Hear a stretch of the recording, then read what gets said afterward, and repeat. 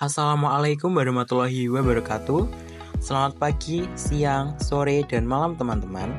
Pada kesempatan kali ini, saya akan sedikit membahas tentang administrasi pembangunan. Sebuah konsep penting dalam memahami bagaimana pembangunan direncanakan, dilaksanakan, dan dievaluasi oleh pemerintah, khususnya dalam konteks pelayanan publik dan pembangunan wilayah. Untuk materi pertama, kita akan membahas mengenai pengertian administrasi pembangunan. Administrasi pembangunan adalah proses perencanaan, pengorganisasian, pelaksanaan, dan pengawasan pembangunan yang dilakukan oleh lembaga-lembaga pemerintah dengan tujuan untuk meningkatkan kesejahteraan masyarakat. Konsep ini tidak hanya bicara soal pembangunan fisik, tapi juga mencakup aspek sosial, ekonomi, dan kelembagaan. Untuk materi yang kedua, kita akan membahas tentang tujuan administrasi pembangunan. Administrasi pembangunan memiliki beberapa tujuan utama, antara lain: yang pertama, meningkatkan efektivitas pembangunan agar hasilnya dirasakan langsung oleh masyarakat. Yang kedua, mewujudkan pemerataan pembangunan antar wilayah. Yang ketiga, meningkatkan kualitas pelayanan publik. Dan yang terakhir, mendorong partisipasi masyarakat dalam proses pembangunan. Untuk materi yang ketiga, kita akan membahas mengenai prinsip dalam administrasi pembangunan. Beberapa prinsip yang harus dijalankan dalam administrasi pembangunan antara lain: yang pertama, efisiensi dan efektivitas dalam penggunaan anggaran. Yang kedua, transparansi dan akuntabilitas dalam pelaksanaan program.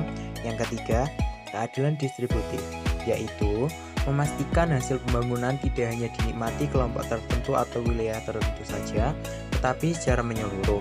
Yang terakhir, keterlibatan masyarakat lokal dalam pengambilan keputusan. Untuk materi yang keempat ini, kita akan bahas mengenai permasalahan dalam administrasi pembangunan. Yang pertama, kesenjangan antar wilayah dalam pembangunan, yang mana biasanya lebih mementingkan daerah tempat tinggalnya. Yang kedua, ketidaktepatan perencanaan program, dengan kata lain, lebih mementingkan anggota keluarga ataupun kerabat terdekat. Yang ketiga, kurangnya pengawasan dalam perencanaan proyek. Yang keempat, dominasi elit lokal dalam distribusi anggaran. Untuk menggambarkan penerapan konsep administrasi pembangunan, saya akan mengambil studi kasus sederhana yang sering terjadi di banyak daerah. Di sebuah kecamatan terdapat dua desa yang letaknya tidak berjauhan. Sebut saja desa SA dan desa SK. Desa SA, jalan desa baru saja diperbaiki dan dilapisi aspal baru. Kondisi sangat baik dan mulus. Sedangkan desa SK, jalan utama hanya ditambal aspal di beberapa titik, bahkan ada yang ditimbun dengan tanah. Berikut adalah cuplikan kondisi jalan di kedua desa tersebut.